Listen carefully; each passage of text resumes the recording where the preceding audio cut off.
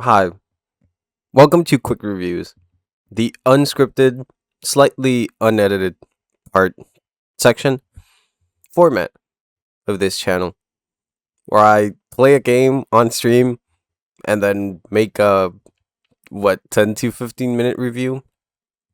I hope you like it.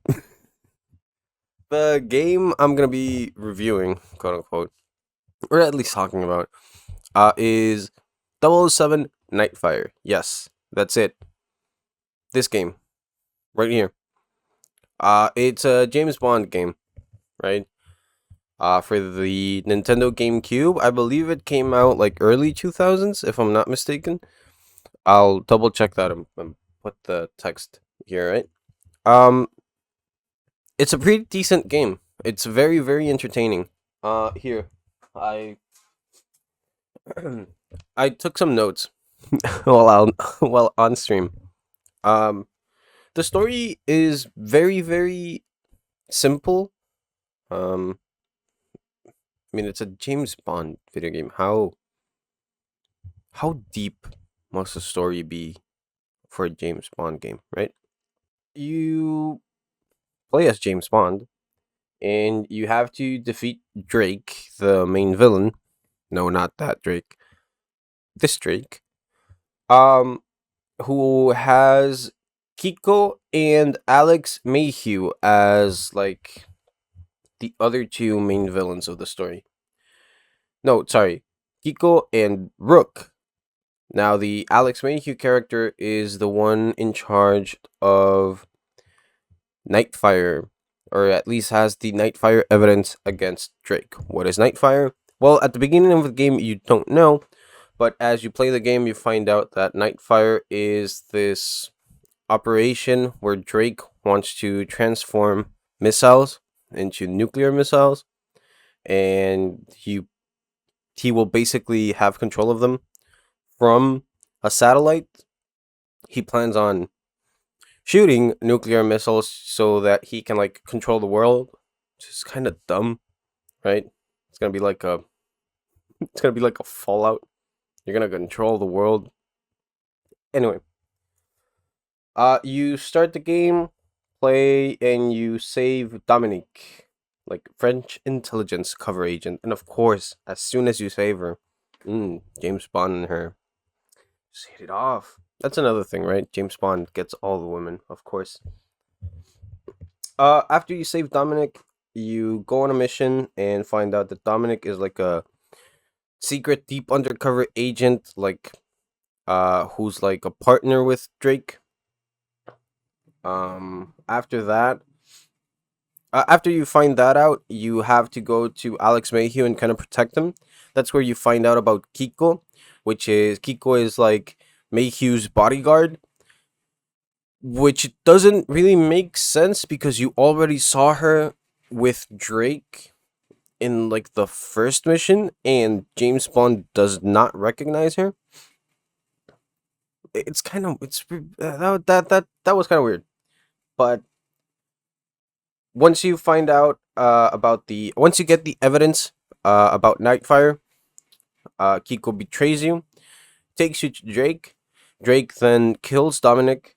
James Bond manages to get out and is saved by Allura, a character named Allura, right?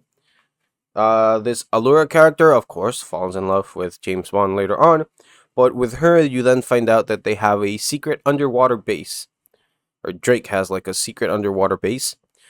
You go, you kind of raid it, then you find out from that secret underwater base. I've said it 3 times already.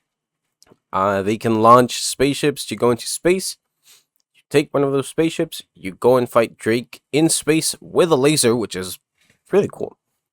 And after doing that, you save the world because you're James Bond and you look cool while doing it. That's the story in a nutshell. It took me 4 minutes to tell the entire story.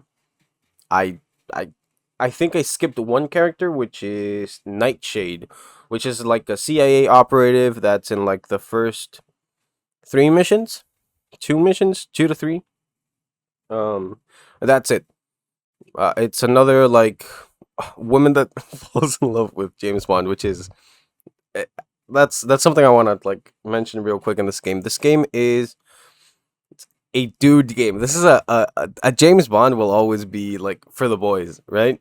It's guns, explosions, and women, and he has all three. All three of them happen to him all the time. It's James Bond, dude. What the do you want? What more? What more can you ask for, right? Except for maybe I don't know dinosaurs, and it would be the perfect game. Um, I mean, the writing is fine, right? The question is, how much should lore matter in a game like this? And from my opinion, I don't think it should matter that much, right? It's a simple mission. It's simple, like one-dimensional characters. Uh, I think it's two-dimensional, but I'm gonna say one-dimensional because they never really go into like backstory, right? Um, the art style is pretty good. Again, we have to take in context like the time, right?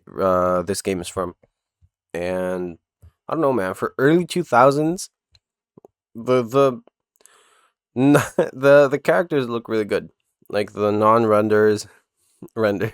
If that makes any sense. Um, it's really good for the game.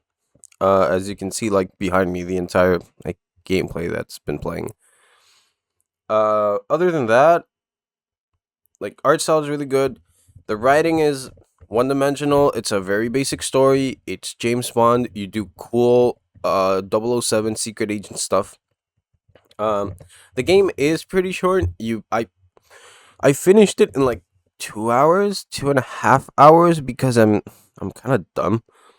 Um, but I also know exactly what to do because it's a game I've been playing since I was a kid. So I don't know. It could probably like if you play the hardest difficulty, it could probably take about 4 to 5 hours, which is still pretty short. But it has really good like what's the word replayability, right? You can replay a bunch of the missions and try to get gold, like the and unlock all the weapons, all the multiplayer characters. It has a lot of like secrets and it has a lot of other ways that you can finish a mission, which is also really cool. So for my final rating, I think I'll put it at a 5 out of 10. Now, 5 out of 10 is not bad. I don't know why people sometimes think five is bad. 5 out of 10 is middle of the road, like mid. It could be a 6 out of 10, just because I could give it that like one extra nostalgia point. But I'm gonna leave it at 5 out of 10 because it's not a bad game. By all means, it's not a bad game. It's a game, right? It's an entertaining game, but that's just it, right? It's it's just that. Um, I, but again, I don't know how much lore should matter or how much lore James Bond actually has. When you talk about like iconic villains and iconic henchmen, like I don't know, Goldfinger, Odd Job, right? You have all these like characters from a what I 50-year franchise. I don't know how old James Bond actually is, right? But you have all these amazing like villains, all these amazing characters, but at the end of the day, they're all gonna be like pretty one dimensional or two dimensional. I'm bad because of this and that's it. I'm good because of this and that's it. Um, so yeah, pretty middle of the road. 5 out of 10. I would play it again. It's a really good nostalgic game. Would play it again. Would definitely recommend it. I kind of want to play the other 007 titles for the GameCube. But it's a game that I really like dearly. So let me put my hand here. Uh, really simple. Let's do this. Well, I'll count with my pinky. Look at my fat fingers. Really basic writing, but not bad. Some really corny lines, but I'll just say corny lines are equal. Corny lines are equal to the 2000s. There's nothing you can do about it. But really simple writing. I like it. It's not bad. It's a good story. Art direction and like cool art and cool guns and cool gadgets. Really fun. Really entertaining. Uh, a lot of replayability. 5 out of 10. Final rating. 5 out of 10. 5.5 if you're like kind of feeling generous, I guess. Maybe even a 6 if you're that nostalgic about the game. But being like trying to be honest, it's it's a 5 out of 10 game. All right. Anyway, thank you for watching. Click like.